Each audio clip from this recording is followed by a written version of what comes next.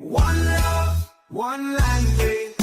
We're dancing to the beat, teaching English online. We can't be discreet. From verbs to nouns, from idioms to rhyme. Learning English is a journey, it's a global good time. I'm an online teacher getting students worldwide. With my reggae rhythm, gonna take them for a ride. From the Caribbean beaches to the African plains. Teaching English online, making language change. Teaching English online, come on and join the class. We're gonna have a blast.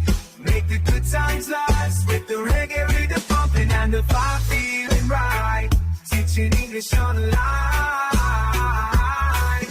Spread the law online. Let's spread the law time. Breaking language rampant and the vibe feeling right. Teaching English online. Let's spread the love tonight.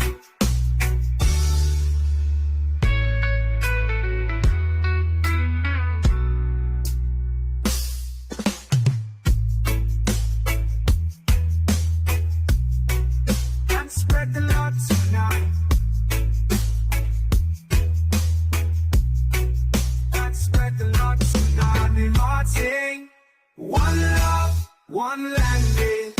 We're dancing to the beat, teaching English online. We can't be discreet. From verbs to nouns, from idioms to rhyme. Learning English is a journey, it's a global good time. I'm an online teacher getting students worldwide. With my reggae rhythm, gonna take them for a ride. From the Caribbean beaches to the African plains. Teaching English online, breaking language chains. Teaching English online, breaking language chains. Teaching English online. Let's let the lamp storm on and join the class. We're gonna have a blast, make the good times last. With the reggae rhythm pumping and the vibe feeling right. Teaching English online. Let's spread the love tonight.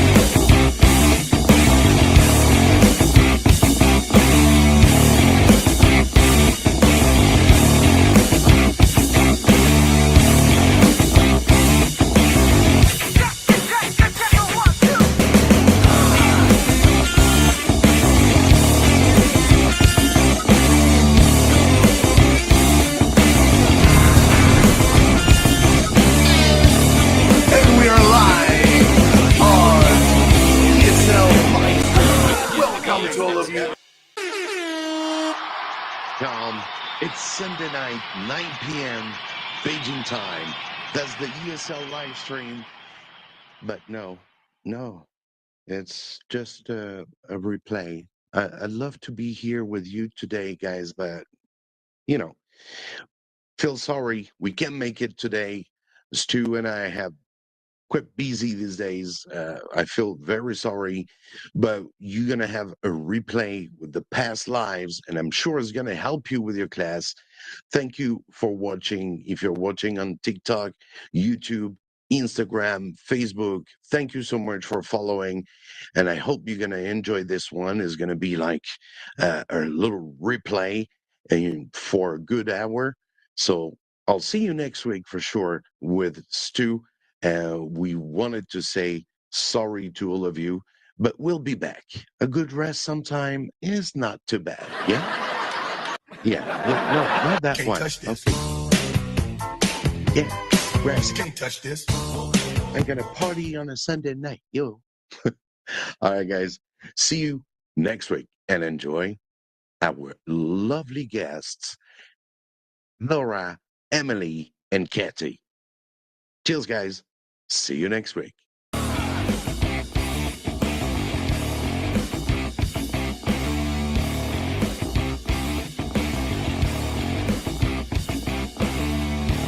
And now let's welcome Emily Bryson.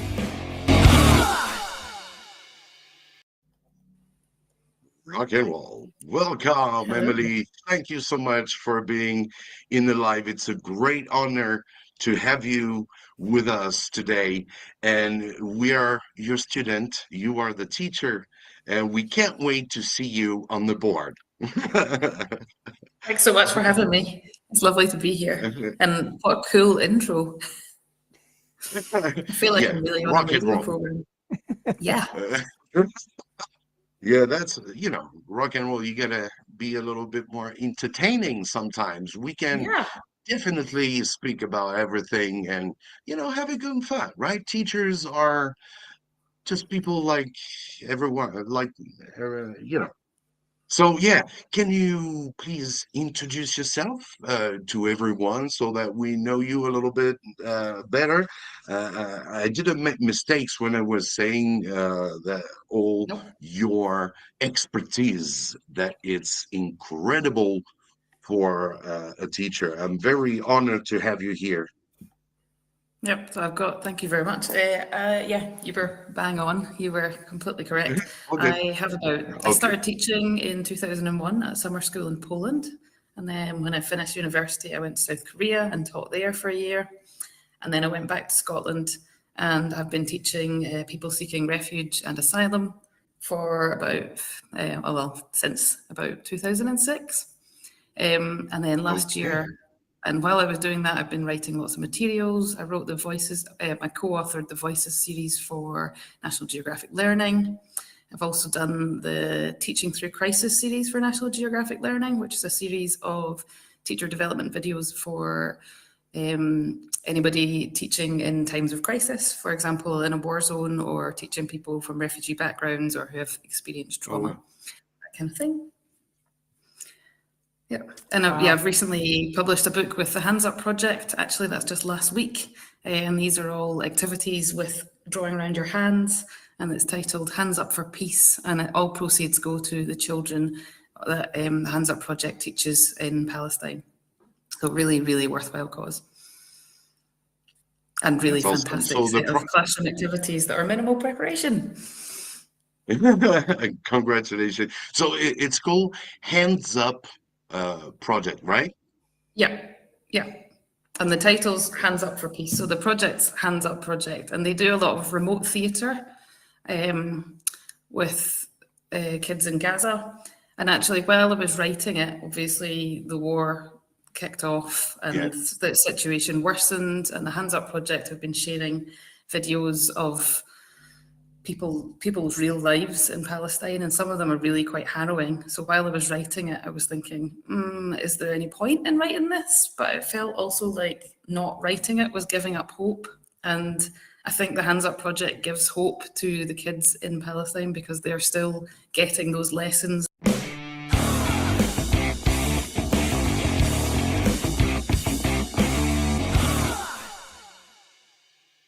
So this is a story that somebody told me when I was a kid. There was a man and he got chased by bees. So he ran up a hill and then he kept running around the hill because they were still chasing him. And he ran around and ran and round, and finally he came to some caves. And he went inside the caves and the bees didn't chase him anymore. What is it? And so that's basically drawing using the alphabet. And the dog, I don't know if you noticed, it was like a kind of Nike swoosh tick, and then a number 2, and then a letter L, and then a triangle. So with drawing, some people believe they can't draw, but in reality, everybody can draw. They just need to, maybe some just need some practice. And The drawing alphabet is basically a series of triangles, lines, squares, and maybe letters as well.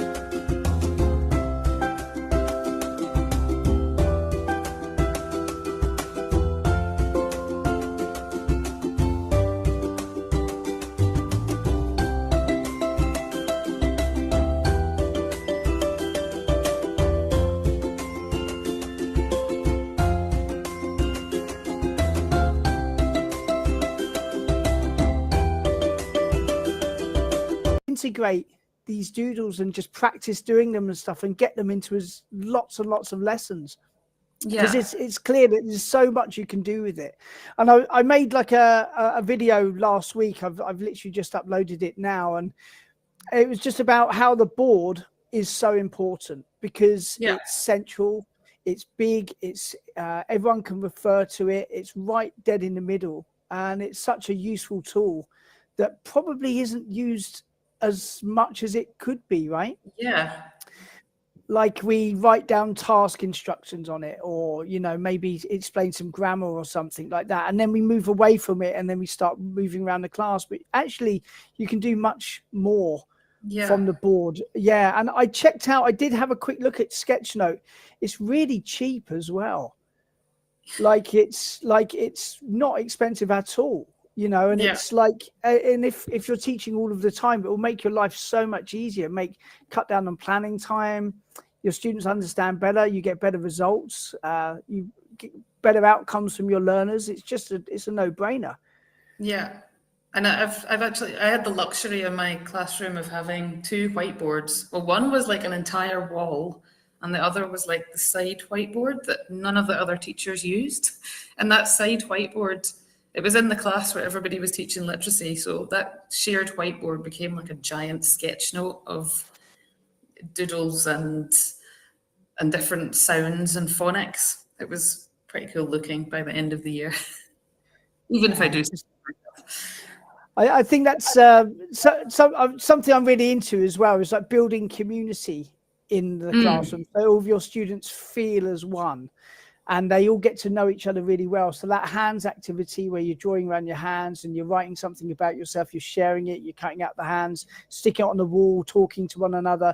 You're breaking down the barriers and you're building trust among other students, so they feel empowered to speak up. Maybe some of the shyer students would normally be quite reticent to speak, and because they feel that they trust one another, they're more likely to speak up and to get involved. And you're also going to get less instances of poor behavior as well. It's just builds this whole energetic dynamic of care and support among your students. Yeah. And actually students don't need to draw. Some of my students didn't want to draw, and that was absolutely fine. Like when I first got into graphic facilitation, I maybe became a bit of an annoying teacher you should draw this, try to copy this doodle. And I knew that some students were just kind of, no, I don't want to. So the following year, I thought I would do a bit of non-action research. But so I didn't ask anybody to draw. I didn't encourage them to draw, but I drew myself. And then naturally, some students just started drawing of their own accord because they saw my drawings and they saw that it was easy to copy them. So they just started doing it themselves. So I stopped asking them and just kind of led by example in the end instead. You must have been quite happy to, I bet you really like looking up and then you can see students drawing. It must have made you really happy. Yeah. And some of them were just incredibly creative. And it was actually really quite empowering for the students who maybe lack a bit of confidence with their language, but they can really excel at drawing in class as well. Mm, And I remember actually when I was a student in my French class, I found myself drawing to concentrate.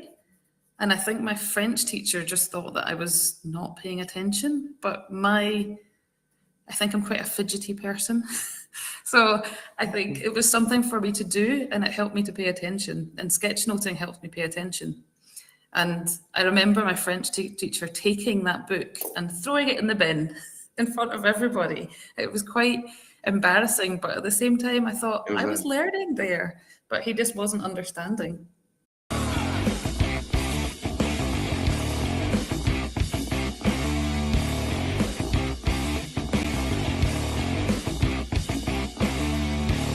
And now, let's welcome Laura Wilkes. Oh, what a brilliant welcome. Thank you so much. I mean, that was like the best introduction ever. Thank you, Mike. Thank you, Stu. Oh, good. Thank you very much for accepting the invitation.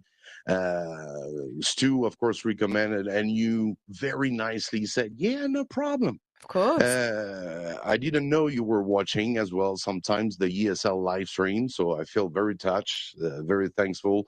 So we have in front of us a very professional podcaster, because with Stu, we are teachers, so we have some stuff to do first, and then podcasting is something, try to help. So we started really from nothing on the ESL live stream with a poor microphone, with a poor headphones that work sometimes. Just when it's not, when you can't hear me, is going to be Stu that can hear me. So it was incredible. So there's always a start, there's always a beginning, and it's always a pain. But yeah, thank you so much for for being here today. So maybe you can introduce a little bit yourself, Laura, to everyone, so that they can know you a bit better.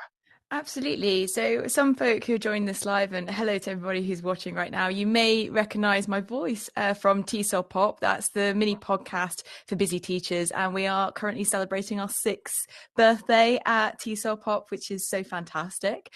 And as Stu was saying, I did used to work in education full time, used to work for some of the largest private educators in the world. But a year ago, I decided to set up my own business, Communicating for Impact, where I help educators in business specifically start recording content, whether it's podcasts, videos, or even starting to get live streams going, so they can really utilize media to engage their students and potentially grow their business as well.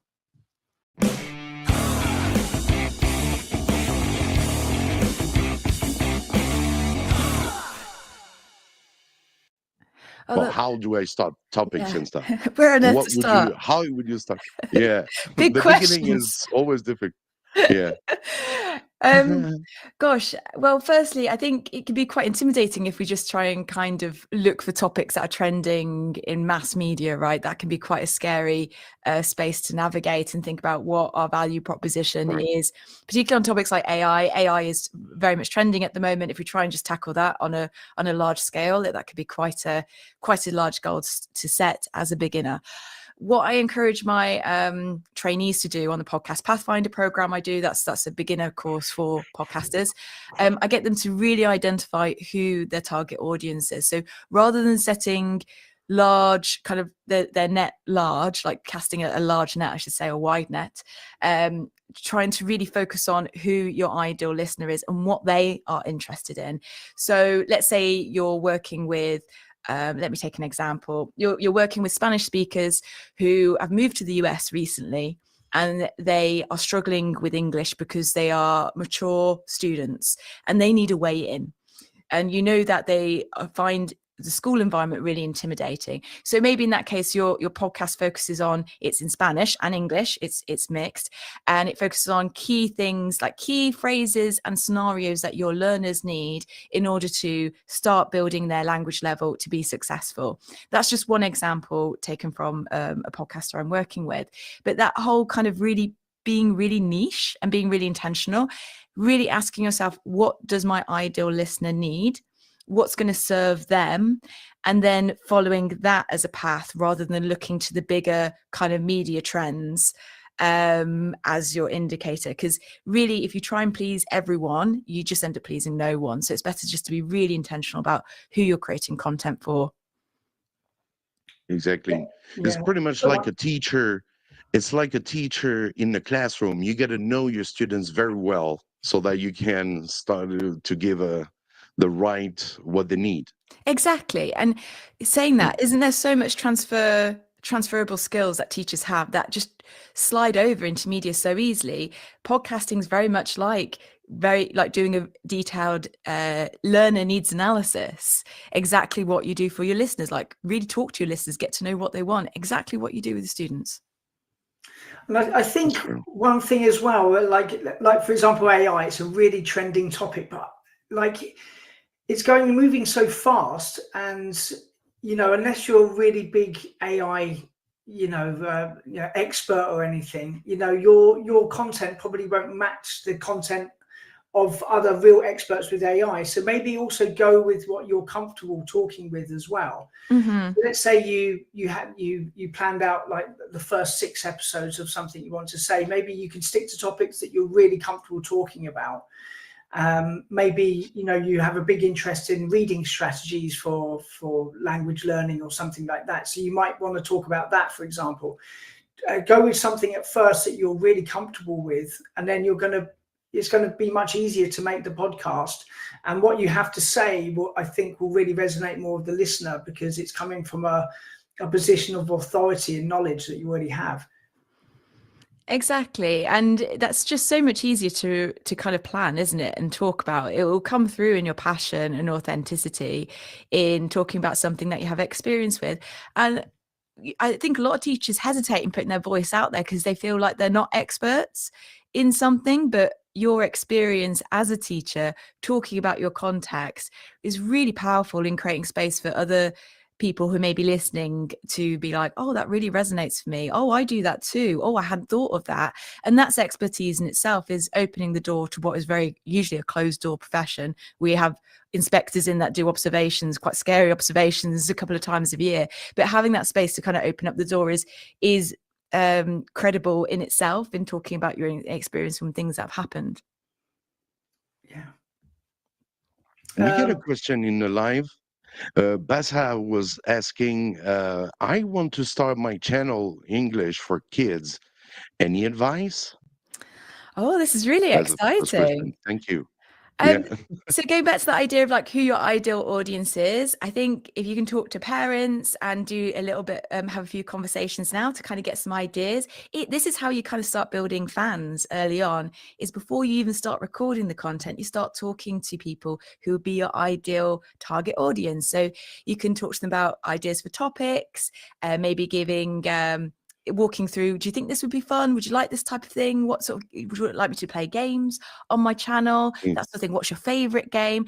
Like asking those sort of questions are really reassuring. And then when you're ready to go live, you can say, hey, I created this. What do you think? And get their feedback. So going back to that ideal listener, talk to them now, do talk to a few different people, 5 or 6 different sets of parents to get your ideas. And that will really help to inspire you.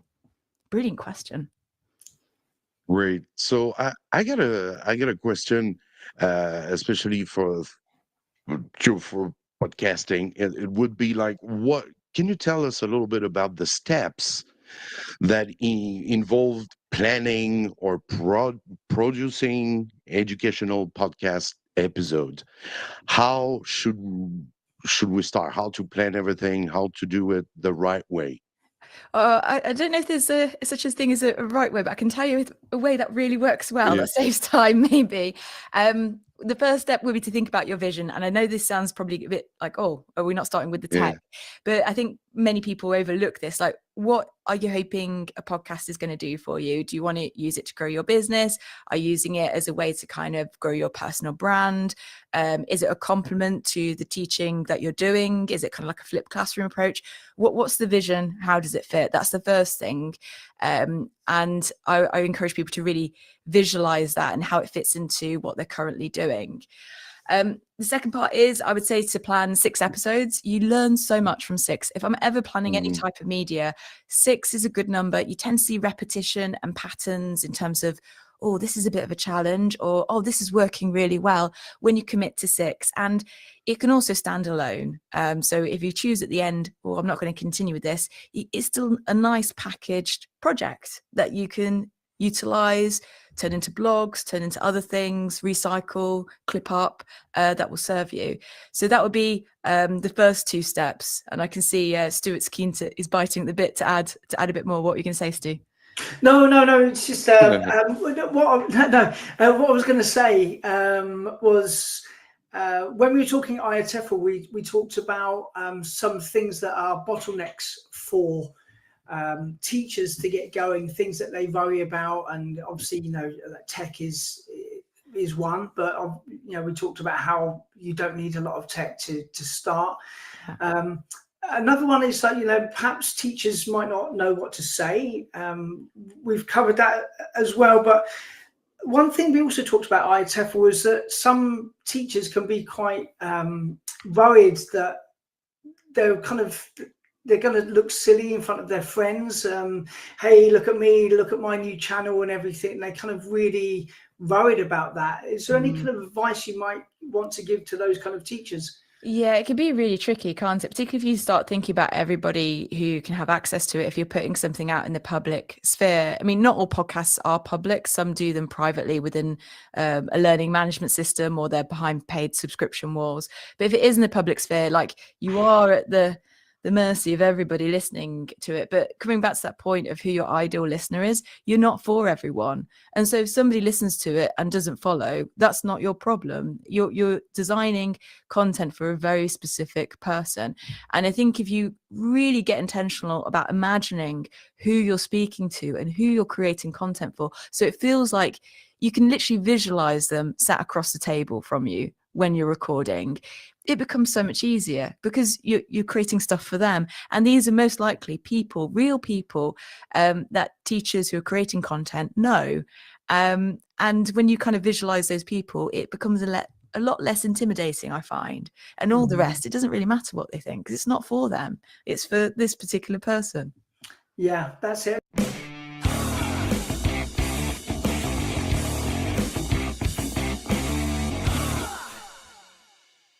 And maybe for you, that would mean releasing once every 2 weeks, or once a month, while you work on finishing the following 3.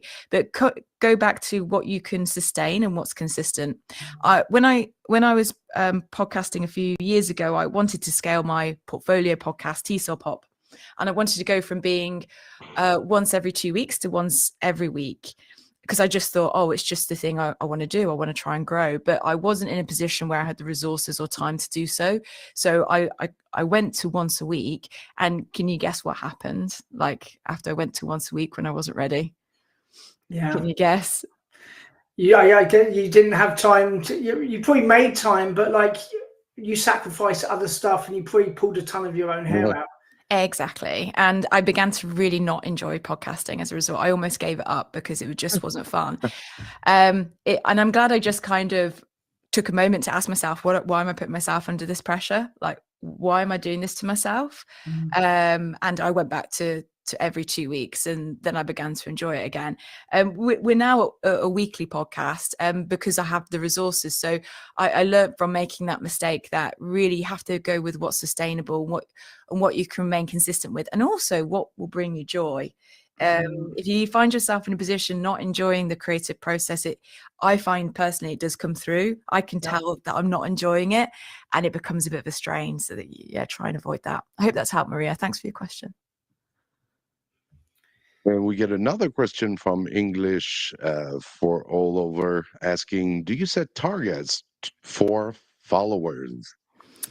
Yes, I do. Maybe less so followers, but more so downloads. So I guess there's a few metrics that you can look at. And for me, I've been looking at the number of download rates.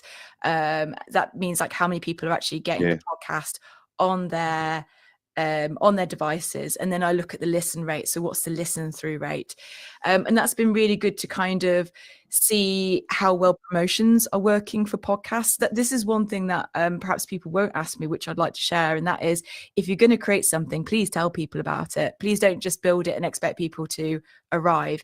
Please be open and out there and saying, hey, I have a podcast, I think this is going to be helpful, would you mind having a listen? Hey, I have a podcast, it's about this, I think this could be helpful. Like, tell people about it. Go to spaces where your listeners hang out, and then look at the analytics in terms of the download rate. Yes, followers is very useful to look at, but downloads, listens, the amount of time that people are spending listening to an episode, these are really helpful to kind of help you make strategic decisions about content and how you structure episodes.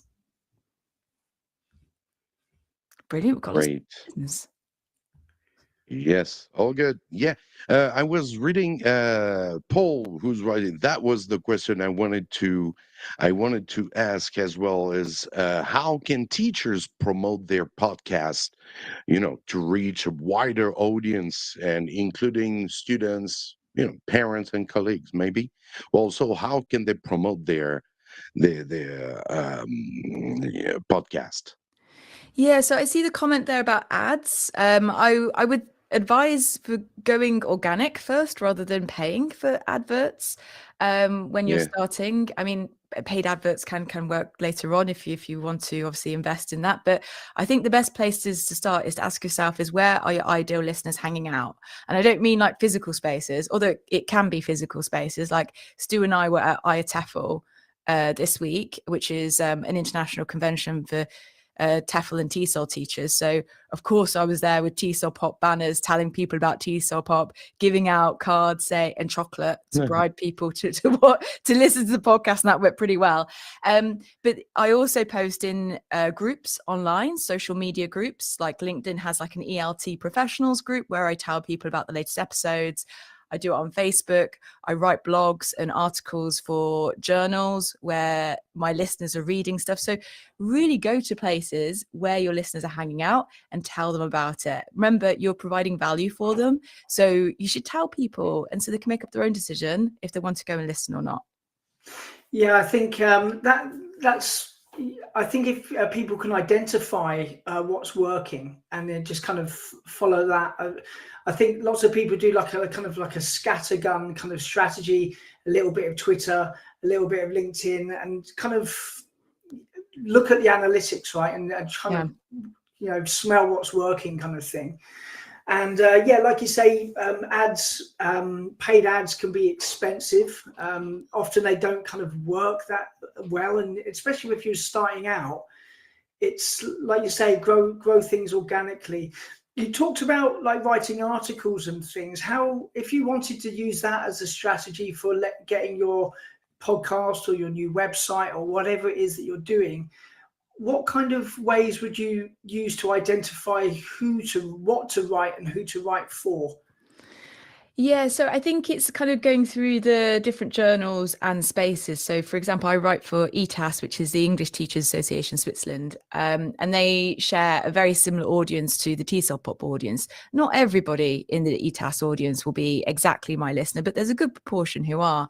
So, again, coming back to kind of writing stuff and looking at not pressing your agenda necessarily onto those journals, you have to really also look at what their audience needs and how you can maybe bring, for example, my case media, and I do like a resource review where I review books, courses, gadgets and other platforms for teachers. So that's a good space to kind of get my name out there. And I'm not necessarily talking about the podcast all the time. I'm talking about things within my realm of expertise, and my bio's there and it says where they can find out more. So I think that's a good strategy to kind of see, like, are they a similar crossover to your target audience, and can you provide value to that particular space as well? Did I answer your questions, Stu? I feel like yes, you did. Yeah, very, very well.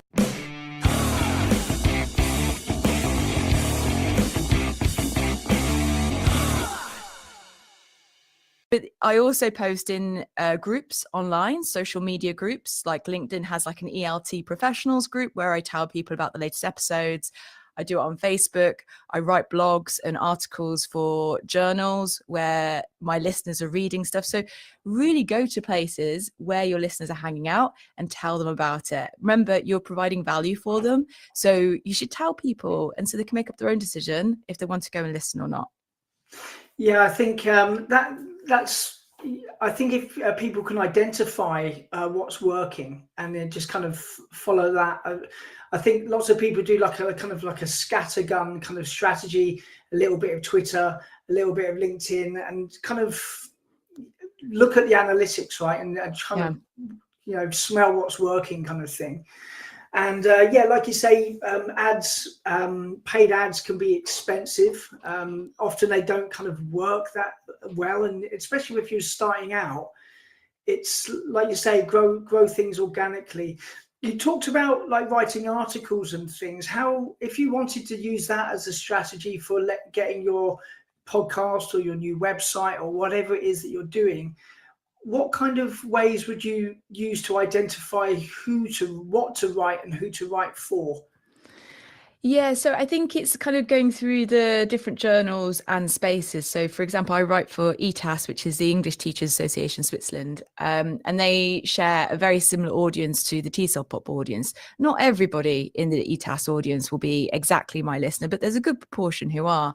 So, again, coming back to kind of writing stuff and looking at not pressing your agenda necessarily onto those journals, you have to really also look at what their audience needs and how you can maybe bring, for example, my case, media, and I do like a resource review where I review books, courses, gadgets, and other platforms for teachers. So that's a good space to kind of get my name out there. And I'm not necessarily talking about the podcast all the time. I'm talking about things within my realm of expertise, and my bio's there, and it says where they can find out more. So I think that's a good strategy to kind of see, like, are they a similar crossover to your target audience, and can you provide value to that particular space as well? Did I answer your question, Stu? I feel like yes, you did. Yeah, very, very well, because it can be quite kind of like not intimidating, but you kind of you don't know where to start. That's the thing, and you sit down, you're like, right, I want to do this, but I don't know how. Mm-hmm. Yeah. You mean with like the podcasting itself, or the promotion, or both? Everything, you sit down, you're like, well, other people do this. I think I can do this as well. I've got something good to say, but I don't know how to begin. Yeah, I think maybe a good space would, for those that may be feeling that way, is like, oh, I don't know where to start, is why not just try it out? I mean, we're doing a guest interview today. There's lots of creators like Mike, like yourself, Stu, who would welcome having guests on their shows. So maybe experimenting that way and working with other collaborators, bringing value to their spaces, can be a great way to inspire yourself to think, oh yeah, actually I think this will work for me. And to also start finding your voice as somebody who wants to use your voice to create media, whether it's podcast, videos, or live streams. Yeah, do you know, today, you've probably seen on the TV, today's a London Marathon, right? Yeah, I haven't actually been on TV yet. Thousands of record number runners, and they were talking to a marathon runner, and they said, what's the biggest piece of advice you can for someone who would one day like to run a marathon? He said the hardest thing to do is to go out through the front door. Yeah. To do your first one, to open the door and step out into the road. And I guess it's the same with podcasting, right? Just sit down with pen and paper and just try it. And we can be our own worst critics as well, can't we?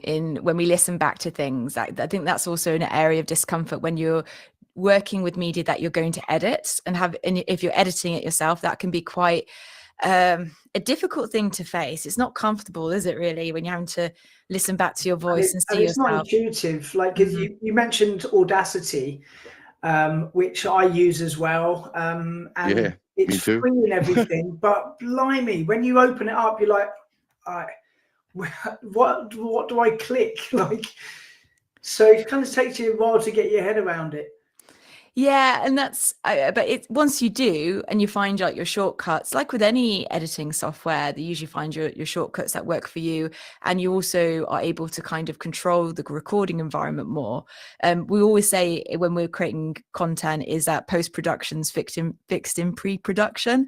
So like really setting up your microphone, doing the test, making sure you're in a good, quiet, small space to capture the best audio quality, and maybe having talking points planned on what you're going to say. That's going to reduce your editing time significantly. And as you get to know what sort of edits you do, like the dropping of the music, like for example, Mike, you had your intro music, you've got those already stacked, right? That's part of your routine. Exactly. You you find it gets easier, right? I imagine like you've been doing this for years.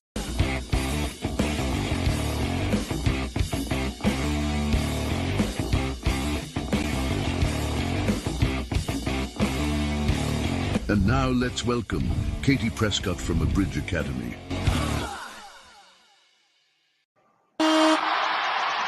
Welcome, Katie. Thank you so much for Hi there, Mike. Thanks so much for having me. And I'm loving all the music and sound effects on this. It's awesome.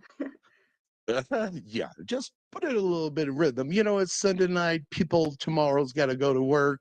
Well, even if it's Sunday morning, you still have the whole day. But, you know, got to be like a bit of being active.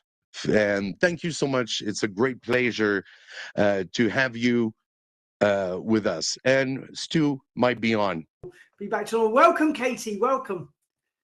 Hi there, Stu. Great to Okay, see no you. problem. Yeah, it's going to be. You know that. You know, there are buttons that you can touch before live. Can't touch this. You can't touch this.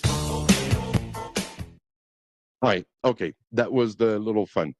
All right. Let's start to be serious. Thank you, Stu. Stu, you kindly went to Katie to say, hey, we got the live stream. And, you know, how did you guys met each other?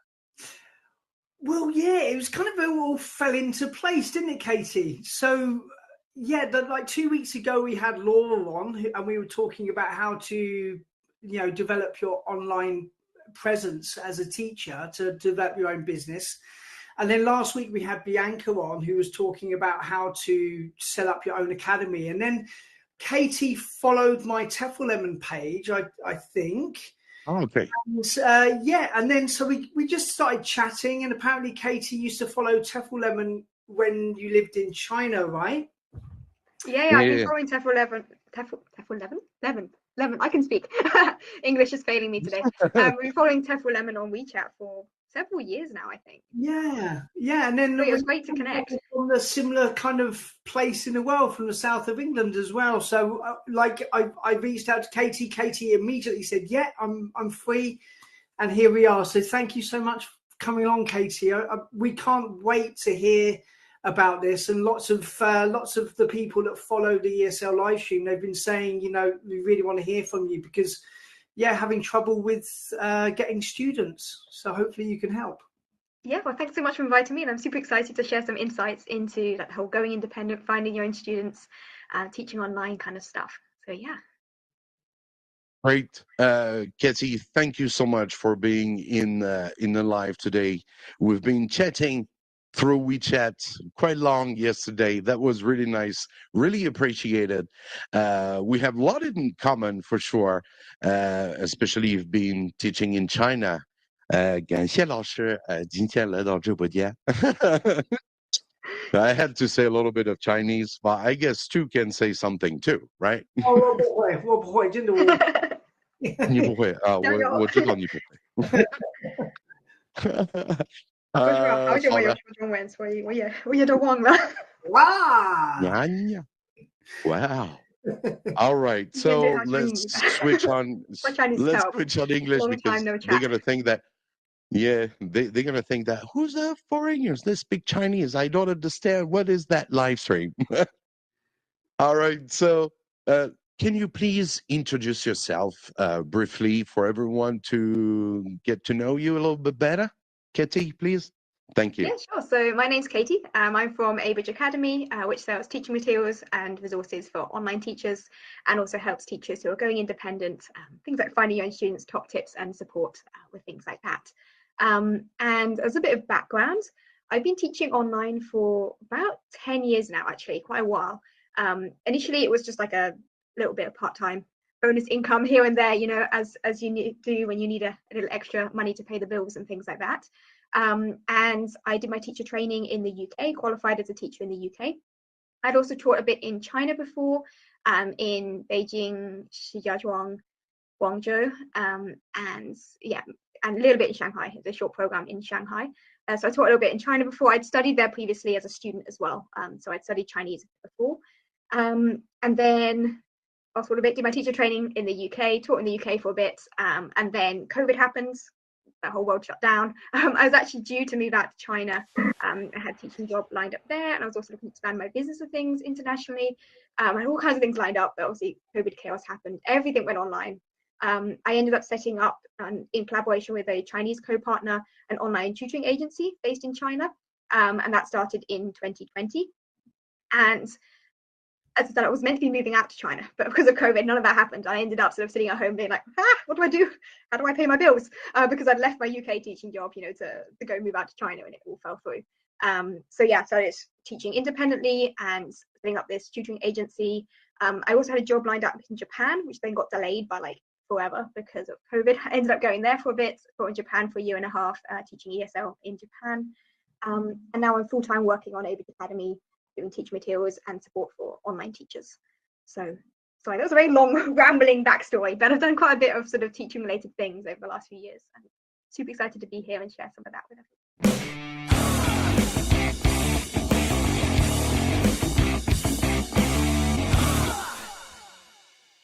What would be the best start for creating his own online classes without any boss in the middle of the road, you know, that can be really bothering sometimes. You're not that free. How to start? That's a big question. I feel like we're gonna have a lot to talk about on this topic in this session, because true, I understand. Yeah. I think when it comes to getting started, the most important thing, I think, before you do anything is to come up with a plan. I'm not saying it's a mistake as such, but the thing I see a lot of teachers doing is they jump straight in to like, oh, I've done my TEFL course. I've got some great TEFL training and things out there, but you know, they've gone straight from doing their TEFL training and gone, okay, I'm gonna teach independently, find my own students. Because everyone's saying that's the thing to do right now. You can earn a lot more teaching independently, a lot more flexibility, you know, so much more freedom in what you do. But you need a plan, because there's so many people out there now. I think going into it without a plan, you'll end up earning $5 an hour doing conversation classes, and you know, you'll be better off teaching with a company in that case. So I always think the first thing to do is to sit back and like evaluate what do you want to achieve with your independent teaching. What is your goal? Do you just want to have a few students, like maybe you're a classroom teacher, right, and you want a few extra students to earn a bit of money on the side, a bit like when I first started way back, in which case you have a very different kind of plan to someone who's looking to sort of upscale their business longer term and set up a whole agency or something, right? And I've done that too. So it's sort of different kind of business plan needed. So I think first, when I say business plan in the loosest sense, it doesn't have to be a complicated, written out, you know, 100-page document you're going to send to investors or something, but come up with a plan of what are your goals in your business, what do you enjoy teaching, and what expertise do you already have, and try and figure out a bit about what exactly you want to focus in on. For example, I've worked with teachers before who have, like, used to be an examiner for like Cambridge or like IELTS exams or those sort of, you know, big online English, not online, sorry, big in-person like English exams, but a lot of people are looking for online classes for, in which case it makes a lot of sense to then focus on exam prep, right, because they've got existing expertise. Well, my case, I was a classroom teacher before. I focused primarily on, in the UK, I trained as a secondary school teacher. And I had a lot of experience kind of teaching primary school to middle school kind of ages when I was in China and in Japan. So that made sense to me to focus on like students who want to come study abroad, who are around middle school kind of ages, my kind of preferred age range, and helping them with learning the sort of academic sort of vocabulary and stuff that they need in order to move to an English medium school or to move abroad entirely. So like figure out what you enjoy teaching, where your expertise is, and what you might want to offer. So that'd be the first thing. And then try and do a bit of market research, like having got an idea of roughly what you want to do. Try and connect with your target audience, whether that's on social media or it's through platforms you talked with before, or it's on like forum sites, or however you could connect with that audience, and try and get to know a bit more about them and what actually they want, because then you can design what you're offering around exactly what your target audience wants. And in that way, you're avoiding just being a generic, oh, I'm an online teacher, I teach English. And you can start to find a little bit more expertise and build a bit more rapport with potential students. A bit rambling, but hopefully that gives you a little bit of an idea of where to start with, and try and put together a bit of a plan before you start.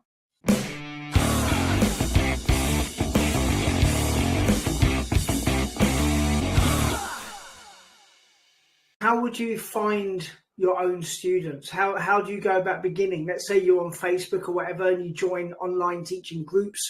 How do you touch those, you know, get the parents to, how do you do it? I think the first thing to do is not bother joining the online teaching groups if you want to find students in the group, because the online teaching groups are full of teachers, right? So first think about where your audience is. And it doesn't have to be on social media. I think this is the biggest thing that teachers jump to, is straight away, I want to teach online, find my own students. What social media app do they use? And that's one approach, but it does take a lot of time to build an audience and connect with people on social media, because you're still kind of competing with everyone else on that social media platform. So actually, I personally would recommend first start out by looking at your own contacts. Like if I think about my own experience getting started teaching independently, 10 years back when I found my very first independent student, and it was actually for teaching maths, it wasn't even for teaching English. I was still a student myself actually at the time. I was still at university. And it was through a previous teacher who I had volunteered in her class. And then she happened to move to the same city as me that I'd gone for university to teach in a secondary school, sixth form actually, like high school. Sorry, British terms. Sixth form is like high school for anyone who's not British. And one of her students needed some tutoring. So she sent me a message being like, hey, Katie, do you offer some tutoring? Like this kid could be someone you could help. So that just came through a personal connection. And then similarly, much more recently, some people might be aware there were a lot of changes in the Chinese market in summer 2021. The government brought out new regulations, and that basically knocked out a bunch of the online ESL companies that were based in China. And at that point, my Chinese teacher reached out to me, and I've been taking Chinese classes. This was actually in preparation for supposedly moving to China again, which then didn't happen. But I've been taking online classes with a Chinese university, just sort of brushing up on my Chinese and all that kind of thing. And my teacher reached out to me and said, oh, I've got a couple of friends who all their English classes have been cancelled because the company they had classes with got shut down. Do you offer English classes? And I was like, oh yeah, I do actually. I hadn't even mentioned it to my Chinese teacher. And she reached out to me anyway and was like, do you offer classes? And of course I was already teaching at this point. So it made a lot of sense. So first start with those personal connections. It could be people you know who've worked abroad, or if you take language classes yourself, like your language teacher for Spanish or whatever probably knows other people who are Spanish speakers who want to learn English. You know, reach out to these people in an authentic way. Don't just randomly spam message people, you know, but you know, if they're friends with you or they're people you've worked with, just drop them a message saying, hey, I'm offering English classes. Do you have any friends who might be interested? Or maybe they've got kids, but their kids be interested. And even in your local community as well, like depending on where you live, in some parts of the country, there are quite a high percentage of people immigrating to the area who speak English as a second language. And they probably themselves have a good English level because they've probably come with work or something, but maybe their kids are also moving with them, and they're moving to like an English medium school, and they're not going to have like the academic English, for example, they'll need to settle into an English medium school if they've come from a different country where English is not the first language. So I'd start with your contacts first. And then from there, you can grow even just through referrals with your contacts. And sort of slowly build up things on social media, like post valuable content, share some interesting ideas, share some insights into what you're teaching, build up a bit of an audience, but that takes time. So I think these two things are, two strategies that can kind of help. Yeah, so kind of like growing your like your potential student list organically. So rather than just like spamming people who say, you know, like, you know, hi Jennifer, how's it going? You know, blah blah blah. You know, just talk about things and then slowly reach out from there. Exactly. And also potentially that parent or that teacher may not have anything right now, but you're back on the radar. And then once they hear something, you're going to be the person that they contact. Exactly. And it could just be people, you know, who you don't even think of. as being a useful contact who will reach out to you. Like, I don't know, your local librarian. Let's say you went to the library, you chatted to the librarian, you mentioned, because you know you're getting the word out a bit, you mentioned you're offering English classes just as a side. You know, they asked you what you do, you know, what's your job, and then next time you pop in the library, they'll say, oh, we had this family come in who were looking for English textbooks and they were struggling a bit, and actually they wanted a teacher. And you never know, that connections come through the most bizarre contacts you've not really necessarily thought of, but it's authentic, and I think that's the key thing. Yeah, we've got someone in the chat on the chat said, read with teacher Katie. You only need one good student, and referrals are the cherry on the top. I saw that one. Yeah. Katie, how about referrals? What do you say about that? I think the referrals are really, really powerful. Like, people trust what their friends recommend to them. If you're just searching online for, imagine you yourself are looking for a Spanish teacher, right? And you just search online for Spanish teachers. There'll be thousands of teachers out there that pop up. There'll be big companies, and you think, okay, big legit company, that's more trustworthy maybe. There'll be individuals on platforms like you mentioned, Preply already. So what's going to make you pick an independent teacher? It's going to be a little bit difficult even to find them just through search. Whereas a referral is someone saying, I already take class with this teacher. They are a fantastic teacher. I really love them. I think you should take classes too. And that is so much more powerful because you've got a person recommending you, and they've got that trust with their friend who's going to recommend them a good teacher. And also, I would say in general, people tend to know people who are similar to them. So for example, if you're targeting, I don't know, university students, they're going to know other university students who also want help with academic English for assignments. Or if you're teaching phonics classes to really young kids, their parents will know other parents, like through mums and dads chat groups, or you know, their local connections. So referrals are really, really powerful. And there's things you can do to try and promote and encourage referrals, but genuinely the most important thing is just being a good teacher. Like, if you're a great teacher, people will recommend you. And they just need the occasional reminder perhaps to prompt them when you have a bit more time in your schedule you want to fill up. True, like Brad was saying, it's all about setting yourself and keeping your contacts on WeChat. Well, of course, if you've been in China, for sure. But it's, yes. So, and then teachers in China don't know generally how to connect with Chinese parents. Like, that's what I was saying the past live last week. It's just sending moments. WeChat, you get that option, moments. You can even share what you're doing. You know, just let your just use your phone, and well, of course you get to hide your student's face, but you can just let them see what is the result, right?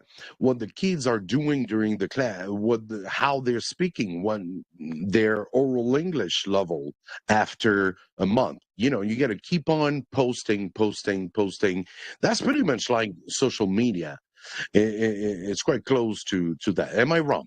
Or that would be a best way to do it? Yeah, absolutely. I think if you already got apps like WeChat and you've used them already, I think someone mentioned they already had contacts from their company they taught with previously, for example. Absolutely, make the most of those connections. There's so many different social media apps out there. If you've already got a presence on one of them and you already got good connections through one app, then start with that one, definitely. And WeChat in particular, if you're targeting Chinese students, then you kind of have to have WeChat. I don't know how anyone could survive without WeChat in China. Like, it's when I lived in China, I probably spent 2 or 3 hours a day just on WeChat, I swear. I mean, some of that was just procrastinating, looking at people's random videos and stuff, but like, you need it for messaging, you need it for paying for stuff, you need it for literally everything. Yeah, it's a great app. I just wish people around the world knew about WeChat. It's probably the biggest secret, you know, outside of China. No one knows about WeChat. It's like amazing. It's like leaves WhatsApp in the dust big time. Yeah, it's an amazing app. Facebook too. Yeah, it's like, yeah, it's so cool. It's like kind of Instagram, Facebook, and WhatsApp all mixed up into one awesome app. What about if you're a teacher? And this is going to be quite difficult to answer, I fear. Let's say you're a teacher and you've never been to China and you don't have WeChat, and you don't know where to start, and you kind of start out with no contacts, and there will be tons of people watching this now and they'll think, yeah, that's me. So what would you suggest? I would say first think at who your target market is.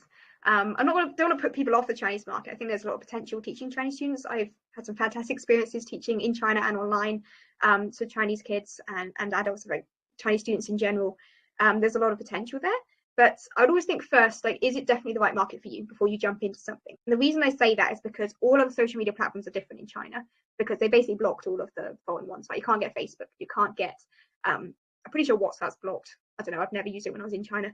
Instagram, TikTok, all of the ones that we're familiar with don't work in China. So if you want to connect with Chinese students, you're going to have to learn new apps. And it's not too complicated. Most of them have got the same basic options as you have on like foreign social media apps, but it just requires setting up and getting familiar with a different system. So firstly, plan, is China the market for you? Is always my first recommendation. If you do want to go ahead and focus on the Chinese market, then have a look at apps that are more like public. So the thing with WeChat, I would say the easiest comparison to WeChat is WhatsApp, because it's a private messaging app primarily. It's got other features too, and there is like WeChat channels and these sort of things, but primarily it's a private messaging app. And if you don't have any contacts, you've got no one to message, so you're kind of stuck, because you need to know their number or their WeChat ID or their QR code to connect, right? So instead, there are other apps, like probably one of the most popular ones that I really recommend is Xiaohongshu, and Xiaohongshu it's called Little Red Book in English. It's kind of like Instagram-ish, with a few sort of Pinterest features. It's also got this random email aspect where people can sell stuff to it, all kinds of stuff.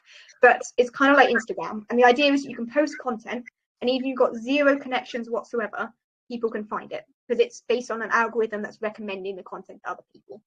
So I would start out by going on an app like Xiaohongshu, posting valuable content that's relevant to your target audience, that's useful, like interesting stuff. Don't post about your classes. Actually, that's not even allowed on Xiaohongshu. You can't directly promote your classes anyway. But don't post clips in your classes, but instead post something like, these are my top 5 tips for improving your vocabulary or something. And that algorithm is going to reach the right people, and gradually your audience will grow. Great. We got a very good question right here from Cheesecake on the M. Here's the question. As a teacher with experience in the classroom, how do you balance teaching online along with teaching daily classes? What was your teaching schedule at first? I think this is a big challenge, and it'd be interesting if people in the chat want to let us know if you're classroom teachers, because myself as a classroom teacher, depending on, I've taught in various different environments. In the UK in particular, classroom teaching is pretty intense. So I was working like 70 or 80 hours a week. Like there'll be obviously actual classes, but also the planning and the marketing and all that stuff, right? So finding the time is firstly one thing. And I would say in that case, just look at your schedule, right? Obviously you'll be in school from probably about 8 until 5 maybe, but you'll have your school day. But outside that time, think, do you want to get up really early? I know some teachers do that. I'm not a morning person, absolutely not a morning person, let me tell you. But I know some teachers who are based in like the US, because of the time zone difference. If they're teaching kids who are based in Asian countries like China, they're getting up at sort of 3, 4 in the morning, teaching a few hours before work. Then they go to school and teach all day, and then they sleep, I guess, in the afternoon. So like think about your schedule and where the gaps are that line up with where your target audience is based, and that might actually affect which audience you focus on, because you might decide that 5 a.m. classes are not for you. So if you're in the US, don't teach Chinese kids, teach ones in South America perhaps, who you can teach after school hours instead. But yeah, think about your schedule, where you have gaps, obviously weekends and things like that too. But it's a challenge. Cheers, guys. See you next week.